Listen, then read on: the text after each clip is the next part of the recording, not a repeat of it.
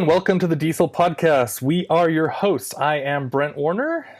And I'm Ixchell Reyes. Hi, Ixchell. Hello. So today we're going to be getting to know you, the listener, and you're going to be getting to know us, and we're going to help you kind of get your bearings into the world of EdTech and ESL.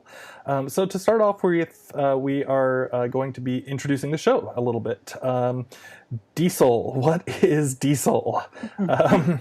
So DIESOL stands for Digital Integration in English as a Second or Other Language. And Ixchell, what do you think of that?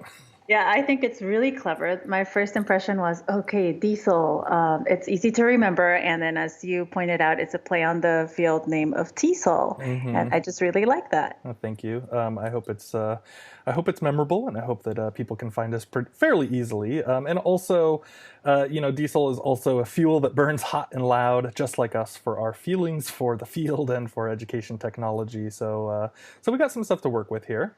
Yeah, fun name. But so what is the goal of our show? Well, we want to be able to help teachers in the field feel more comfortable bringing their teaching into the modern age by introducing tools, techniques, strategies, which align with our modern students' needs. And that's something that you and I both have a passion for, and I know a lot of other people have a passion for. And secondly, to talk about current issues affecting our students and to help us understand best practices to ensure our students or EL's success in all walks of life. Yeah, so we've got a lot to kind of talk about here, and I know, Ixchell, for you, we've gone through a couple of iterations of kind of trying to produce this show or kind of get this idea together, and one of the things that you brought up early on was that you said, well, of course I want to talk about education technology and all that stuff, but you also made sure that it was important to you that we're talking about some of the more affective needs, and that we're kind of reaching a more cultural or a real life understanding of who our students are and what's going on in their lives too. Right. So with that in mind, we're going to do a little bit of self-introduction. So Ixchell, if you don't mind telling a little bit about who you are, history, and why people want to listen to you. Okay, thank you. Well, in a nutshell, I've been teaching about a little bit over 10 years. I'm actually an English learner myself, originally from Mexico, so language learning issues are very close to my heart. I have a master's degree in TESOL and a credential in bilingual education from the state of California. So that's exposed me to English learners from pre-K all the way through secondary and high school. I've taught abroad in Japan, and I recently taught in Qatar. So that was quite interesting. I've worked in universities, and currently I'm at the Defense Language Institute, which is for the Department of Defense at an Air Force base, and I work with foreign military students, and that has been really, really interesting for me. Yeah, and that's a totally different setting, which is great, because I think that'll give us some pretty broad perspective on being able to talk about how we're teaching, how we're approaching the classroom. I know that your teaching hours are kind of different than mine, like in terms of how long you get with your students at a time. So I think that'll be great, and give us some really interesting insights. As for me, my name is Brent Warner. I have been teaching, people keep asking me and I keep forgetting, but I think it's around 15 or 16 years. But I started teaching, I was introduced to teaching by a teacher when I was in college down in San Diego. My teacher said that she thought that this would be a good fit for me, and I gave it a try, and I started learning how to teach even as I was still a college student and working with students that were coming into the school and becoming, learning their language. And so I'd done that for a number of years, and I was also at the same time I was kind of a techie, and I liked some of the nerdy tech stuff like building websites and those types of things. And for a long time I didn't really think about the connection between them, but then Mm-hmm. finally one day it clicked, and I started shifting into this whole world, and I found out that there was a term called ed tech. I didn't know about any of those things for a long time, and now it has been a long time since I've Right. I kind of started shifting and blending those worlds. And so now I am a professor of ESL at Irvine Valley College. That's a community college in Orange County, California. I love it. I've got a great team, people that really support what I'm trying to do, and I get a lot of really interesting opportunities working here. And so, yeah, it's been great. That's awesome. I love hearing your passion. Yeah. Oh, well, we should also point out, Ixchell, that you and I did work together for a little bit. Mm-hmm. Mm-hmm. And so we kind of knew each other first via Twitter and EdCamp. Is that Yeah, right? I know that there was an ed camp involved. I know that there was Twitter involved. That's how we kept in touch before you actually came out to USC, Mm-hmm. which is where we worked. But I remember where I found my passion for ed tech and ESL to just like flourish is when I attended a workshop that you did at USC. You weren't there yet, but I remember thinking, oh my gosh, there's another individual that loves these geeky things. Right. And Yeah. so and here we are. Yeah. So we became pretty close friends at that point, and we've been talking about all this stuff for years and years since, and now we're finally getting the show together as we've Hmm. long promised each other. That's So, right. Ixchell, we were talking about a few different things about what's kind of important in understanding the field and how to bring people onto the show, and what does everybody need to know. And we decided that one of the things we want to talk about is getting through the alphabet soup of our field. And there Hmm. are lots of acronyms, and I kind of just want to make sure we have a discussion on that so that we can all kind of be on the same page. Right. And this won't be an extensive list, just, just an alphabet soup. But there are multiple names for the same thing, especially in the field of teaching English to people who have a different mother tongue. And these are four that stand out typically to the general audience. There's ESL, English as a second language, ESOL or ESOL, English as a second or other language, EAL, English as an additional language, and EFL or FL, English as a foreign language. That's right. And with all of those, you can also add T on as a prefix to indicate teaching as compared to just the general field. And so this is what you'll often see for conferences and things like that. So we've got TESL, TESL. So again, teaching English as a second language. And then te- also pronounced TESL or TESOL, depending on who you talk to. That's the TESOL, so teaching English as a second or other language. We've got TEAL, teaching English as an additional language, and we've got TEFL, teaching English as a foreign language. Right. And people might reject some of these categories because it otherizes the student's native language. When we talk about English as a second language, we're also forgetting that their mother language is important, Mm-hmm. if not sometimes more important. But there's a different number of ways to approach that, and these are all new for me, actually. There's EMLL, English for multilingual learners, and EMLW, English for multilingual writers. And there may be others that I'm not aware of. Yeah, when you go on to the college websites and you're trying to find, the courses that are this field, sometimes it can be a little confusing because you don't know exactly where to look. And in fact, our department is discussing whether we should be shifting this too, because of some of the same issues where students might feel like they're not necessarily a part of a community in the same Hmm. way as native English speakers, because they feel like this category is placed upon them. Right, right. So moving forward, we're not done. This is not exhaustive, but this is a fairly long list of acronyms here. But it's not exhaustive, unfortunately. Keep us It going. just Keep us going. keeps going, right? So we've got acronyms for the people that we're actually teaching. So we have ELs, which is our English learners. We have ELLs, which are our English language learners.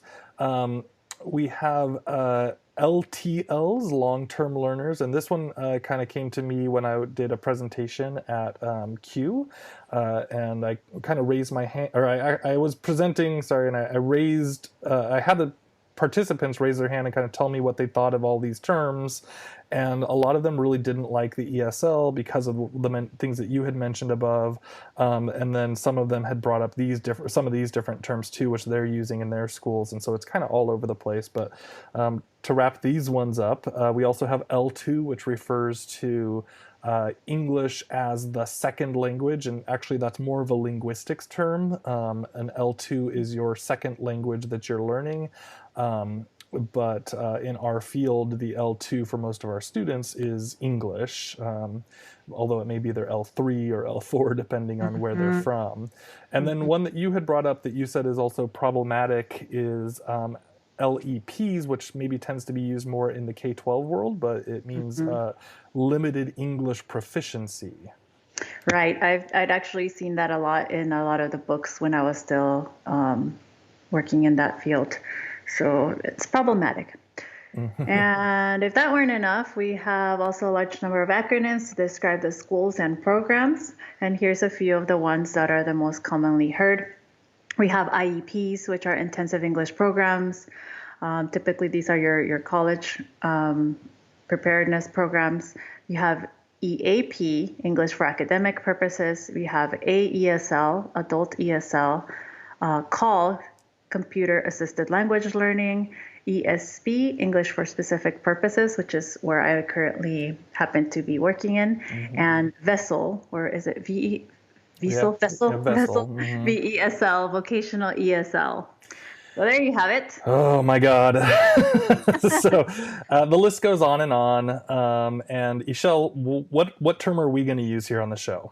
Are you leaving it up to me? Oh, yeah. Well, to be honest, we'll probably be mixing some around because there's just no getting around some of them. We'll probably have to use a mix. Yeah. And also, I should point out, as much as it's nice to be kind of student-friendly for all of these things, I had this conversation with our mutual friend and colleague, Eric Roth, and he pointed out, well, on a state level, this is it's already defined. It's ESL. And so as much as we want to be sensitive and do all those things, ESL is the state determined term. And it's clear at least from the California state, that is what the decision is. And I don't know that people are talking about it, but I don't know that there's any lobbying or anything going on to change it. So, and of course, by the way, we are here adding DIESOL to the mix, because everybody wants more acronyms, right? I think everybody just loves and lives on acronyms, and so you're welcome.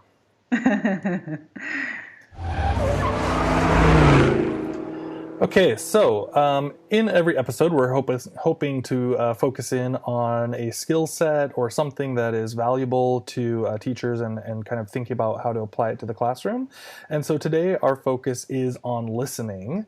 And, we've got a lot of ideas around listening, but we also want to make sure that we kind of keep our ideas in line with research, and we are keeping up with kind of what's actually being tested and checked and going on out there. So we are going to focus in a little bit on what the research says around listening.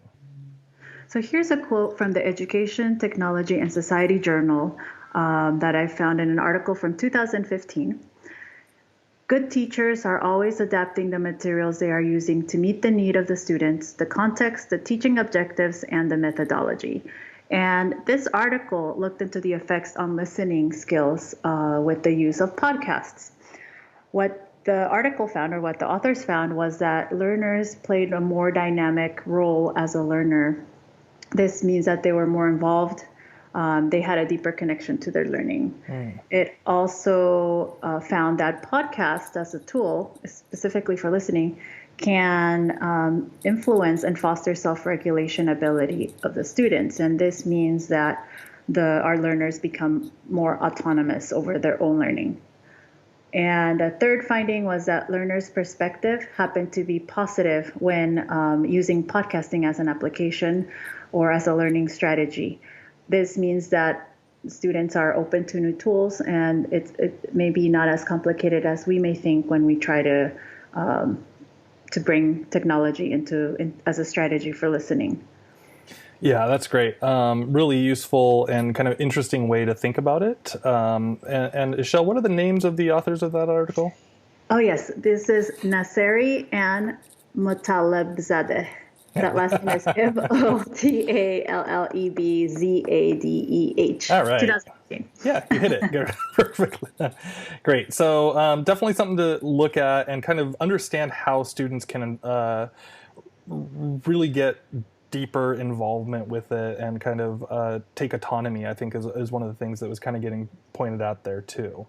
I actually wanted to point out a older article, and also from names that don't exactly roll off the tip of my tongue, but O'Brien and Hegelheimer, way back in 2007, put together an article called Integrating Call, CALL, if you remember from our acronyms before, that's Computer Assisted Language Learning, integrating call into the classroom, the role of podcasting in an ESL listening strategies course. So basically what they had pointed out was that podcasting has the potential to not only act as a rich source of input and instruction for students in a language classroom, but also to transform instruction. And then it goes on to suggest that both the teachers and the students find podcasts, the people that they had been researching with and kind of using as their test subjects, they found that they really found that the podcasts are a positive component of the course. And just to point out, the reason why I brought this up was because this is way back, Ixchell, in 2007, right? That's more than a decade ago. Yeah, I mean, we're talking 12 years ago. They were already pointing this out. Now, I was listening to podcasts back in those days too. In fact, in 2007, I was living in Japan, and I was taking the train, and I was listening to Leo Laporte's podcasts and all these different podcasts. Again, nerdy tech podcasts, of course, because those were the only ones that were around in those days. But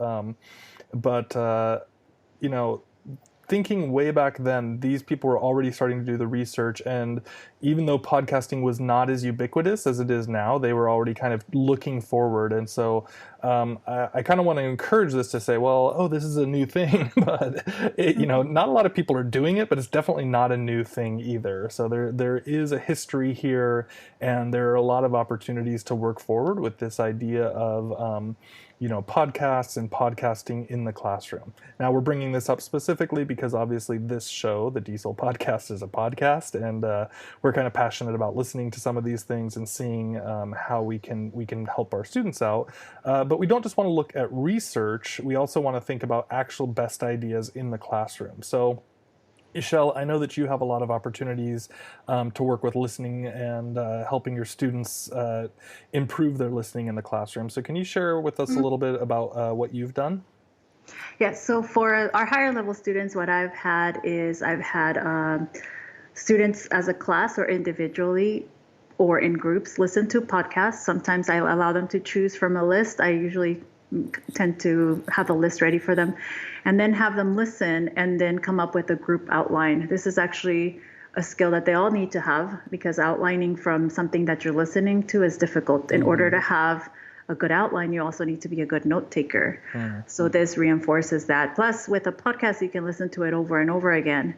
I've also had students brainstorm critical thinking questions. So you're listening to the podcast, and then you're having them brainstorm what they could ask the author, or what other questions they could ask someone could answer by listening to the podcast. And that can be hard sometimes because students don't always tend to put themselves in that role. They're just sort of like consumers of the information, but now you have to create a critical thinking question. That's a harder skill to learn. Yeah, absolutely. So I've also, this summer, I teach the adult ESL course during the summertime, and I've been having my own students listen to kind of the same thing that you're talking about, where they're listening to podcasts of their choice. And I did the same thing. I gave them kind of a list, but then I said, hey, there are tens and hundreds of thousands of these things out there. Find what you're interested in. Make sure that it's something that is relevant to you, but also that challenges your English just enough to be able to listen to it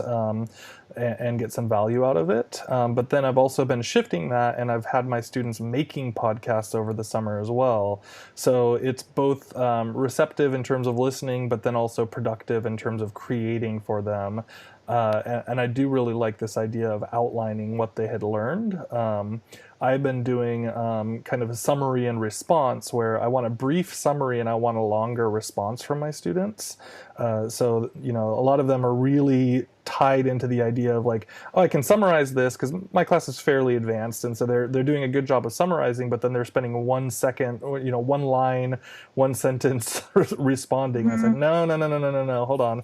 Let's flip that around. I want to hear what your ideas are. So you can tell me what's going on here in a couple of sentences, but I want a paragraph on your response. How do you feel about this? How are you dealing with it? And if you were in those situations, so turning on that critical thinking, just like you're talking about.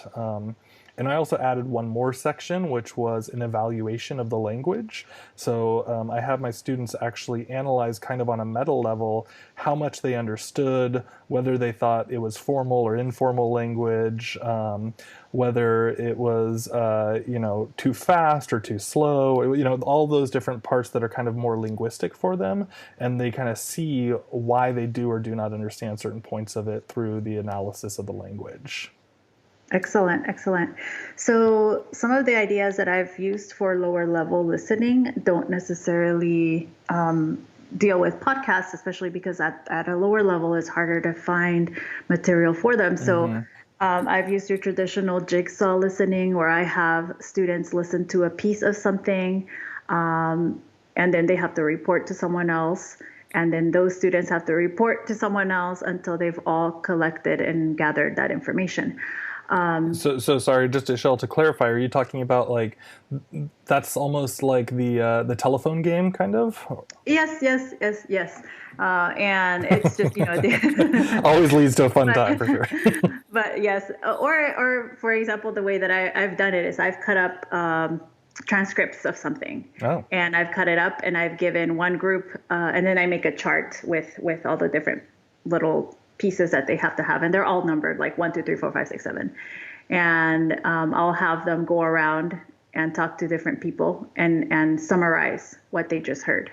So, and it doesn't have to be a long piece, because for lower level students it might be something like steps on how to change a flat tire, or steps for making an appointment, or steps for making a phone call and leaving a request for a return phone call.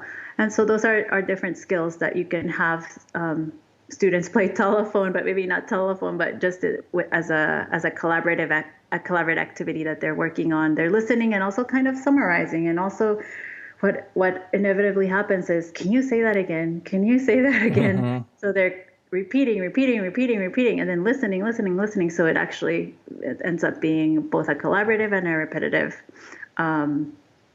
activity. Great. And another oldie but goodie, which I think this is excellent too, partner dictations.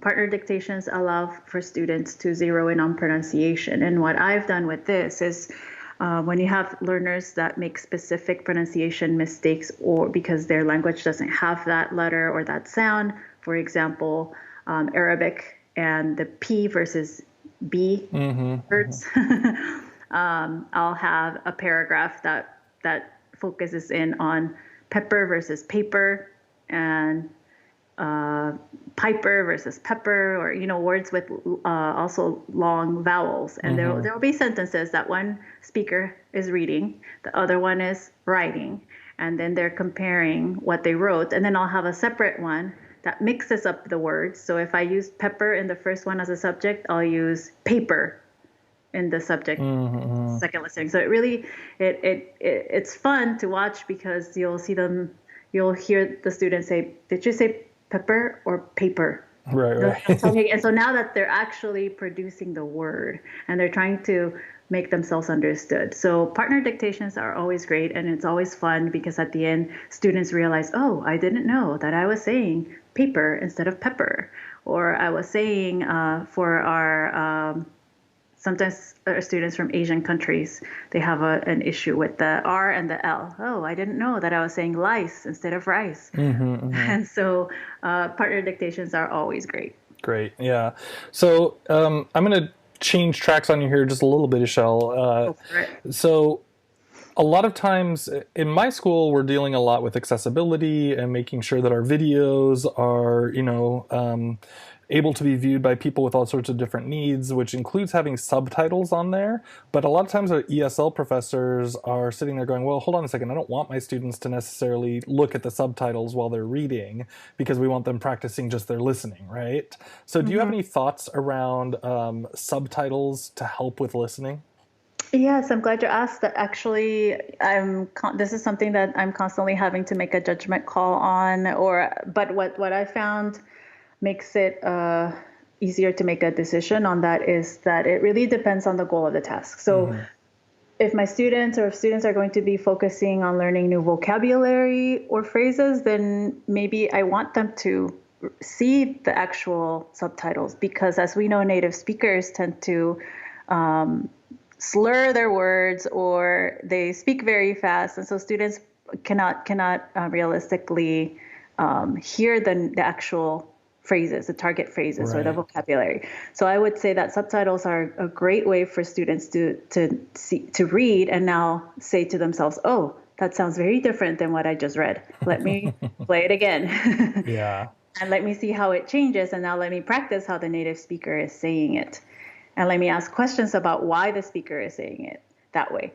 Or maybe go ahead. Oh, sorry. I was going to say that I encourage my students to, so if they're watching Netflix or something like that, I'll say, hey, watch it with the subtitles, but then watch it again without the subtitles, right? And so get comfortable, make sure that you do understand the language and that you see what's going on there. But then, again, for that whole autonomy thing is like, if you're practicing, if you're thinking about this, then, okay, now I'm comfortable. I understand the storyline. I know what's going on. Now I'm going to turn it with it off and see what I'm hearing or what I'm not hearing, what I'm picking up or what I'm not picking up. And so, first choose something to watch that you don't mind watching several times. Maybe something shorter, but then flick those subtitles off by yourself. It doesn't just have to be the responsibility of the teacher all the time. You can actually let your students kind of decide whether they think that it's best for them one way or the other.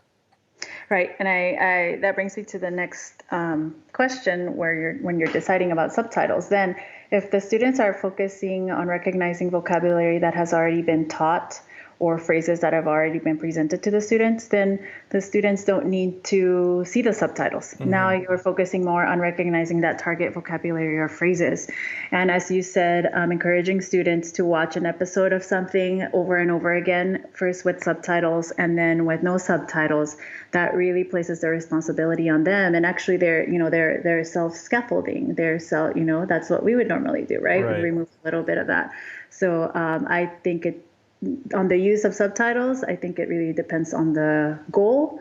I'm not opposed to subtitles, but I just think, again, it depends on the goal that we have. And then just encouraging students not to depend on subtitles to feel like they need to be a part of that understanding. Right. So they might have to challenge themselves a little bit, but that's good. Right? That's how we learn. That's how we get better at things. Okay, so then, students are going to leave, right? They're going to go outside of the classroom. They're going to live their own regular lives. So from your point of view, what are some of the things that teachers can encourage their students to do outside of the classroom to improve their listening?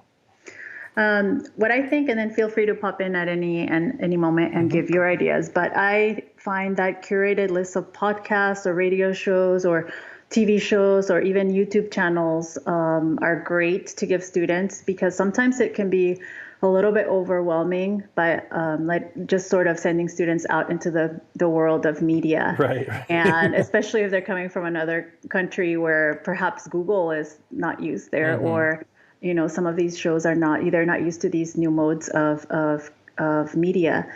So it can be intimidating, it can be discouraging. So I find that anytime you already have a list to get them started, that works great. And you just Yeah. hand out the list and say, guess what? These are some that I recommend. And also, I find that keeping in touch with former students or asking students, what have you listened to? Because there will be inevitably one or two that actually have listened to something on their own. Mm-hmm. And any time that you can find recommendations from other students, is like a gold mine, because now you have a vetted title that you know that students of a certain level might enjoy. Those are some of the things that I feel it takes time to develop, but once you have it, it's something you can hand out to students, and students are always very grateful for that. Yeah, and I do that too.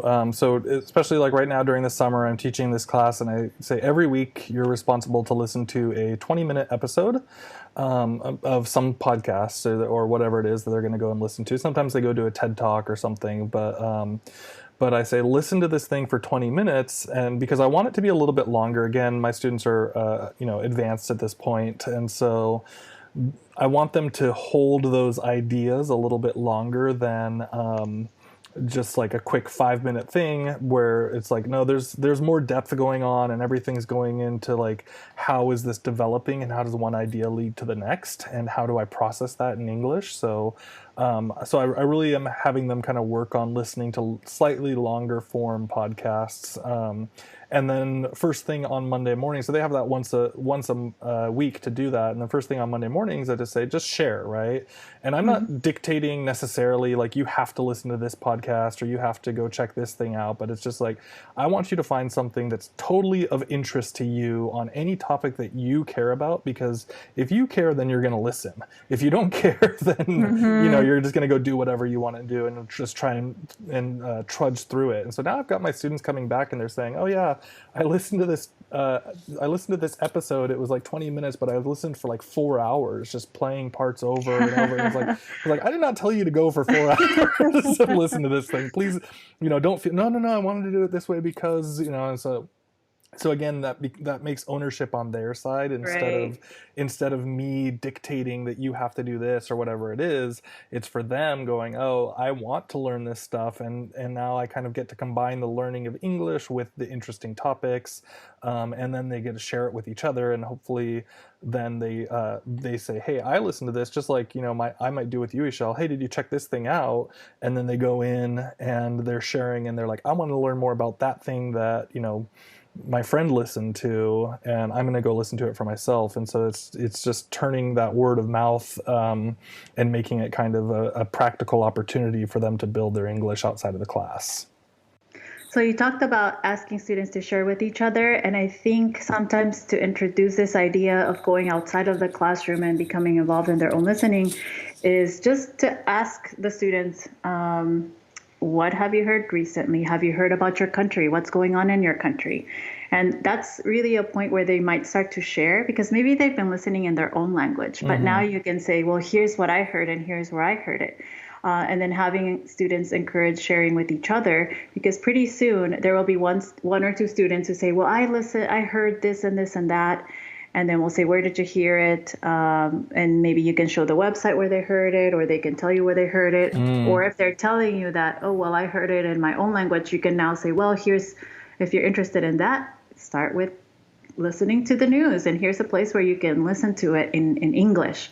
And so I tend to have the routine of every day, okay, what have you heard about your country today? And eventually it's like a domino effect. Students do want to share what they've been hearing, and they do want to practice the words that they heard. And that's another thing that they'll say, oh, teacher, I heard this word. What does it mean? And then I'll say, what sentence? How did you hear it in the sentence?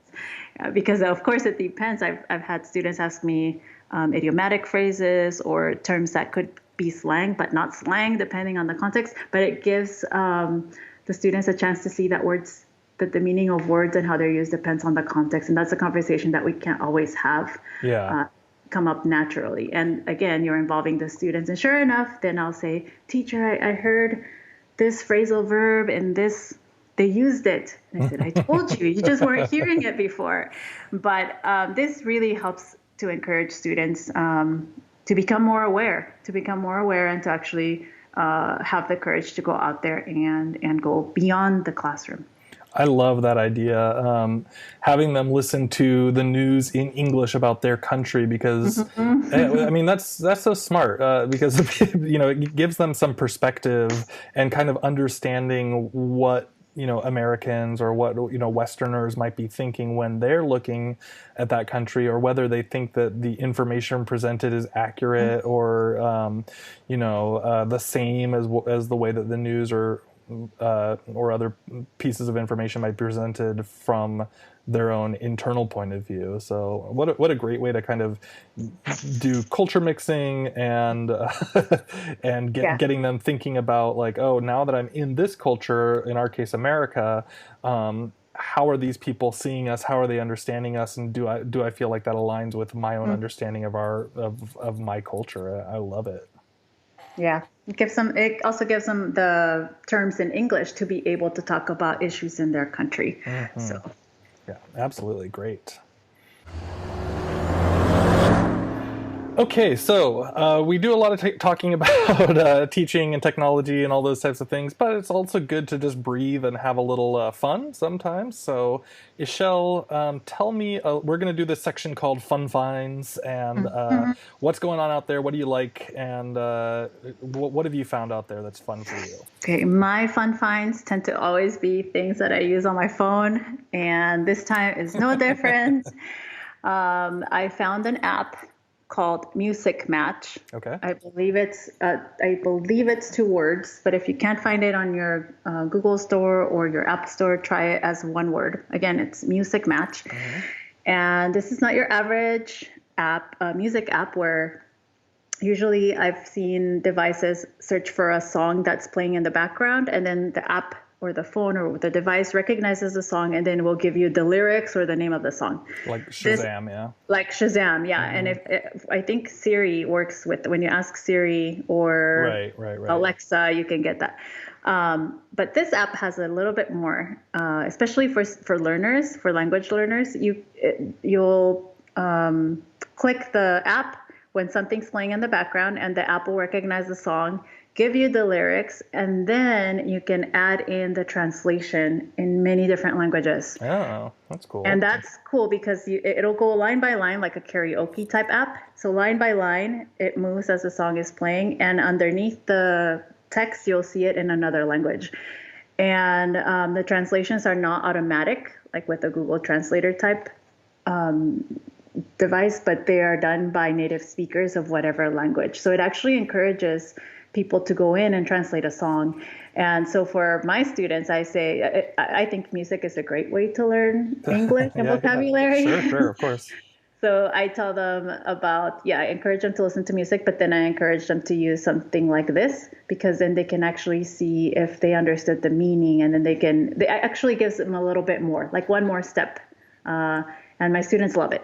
They're always amazed, like, oh my gosh, this is great, this is great. And then I say, okay, then now you get to translate a song, because you can actually play songs in other languages. And we need those songs translated to English too, because there are other English speakers that are learning foreign languages or additional languages. So it goes both ways. For the lower level students, it's great. And for the higher level students that can actually give a try at translation, that Mm-hmm. really works.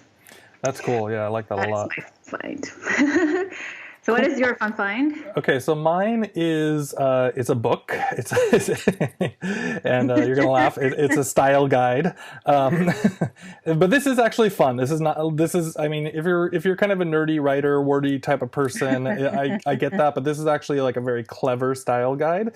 It's called Dreyer's English, and it's written by Benjamin Dreyer, who is the copy chief of Random House. And this guy like definitely knows his stuff. I know. But I'm gonna give you a little sample here so that you kind of understand what's going on and why I'm actually choosing it. And this is not your Strunk and White style guide here. So one, pointing out this guy is a total professional and he knows what's going on, but he's also got a really great sense of humor.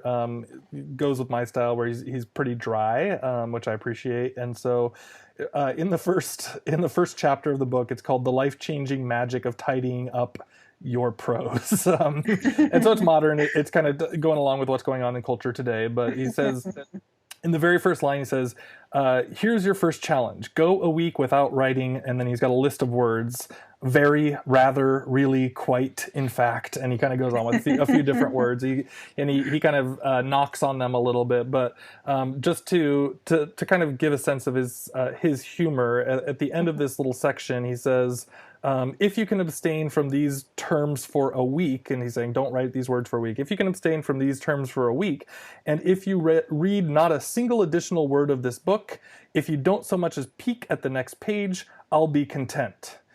And then on the next page it says, well, no, but it sounded good. And so, he's just got this clever sense of humor. He's knows what he's talking about, and so he's giving good advice in terms of writing in the book, but he's also making it really accessible and kind of fun to read and connected to real usage. And so this came out earlier this year. It's a lot of fun.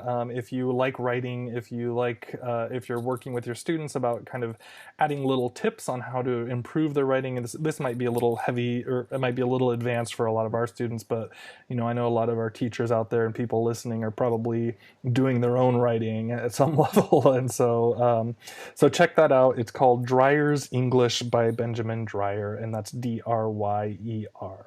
We could all use a little bit of humor in our lives. Indeed.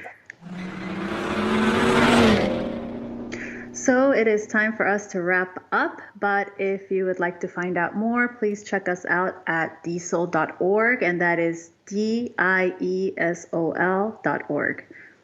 That's right, and you can find us on Twitter. I am at Brent G. Warner. That's Brent, the letter G, and Warner like Warner Brothers. And you can find me, Ixchell Reyes, at Ixy, _Pixie, Pixy. Yeah, we're both on Twitter, both fairly active, so send us a message there. And you can also find me on Instagram at the same spot. In Japanese, thank you is arigatou gozaimasu. So, arigatou gozaimasu for tuning in to the Diesel podcast. Arigatou gozaimasu. Goodbye.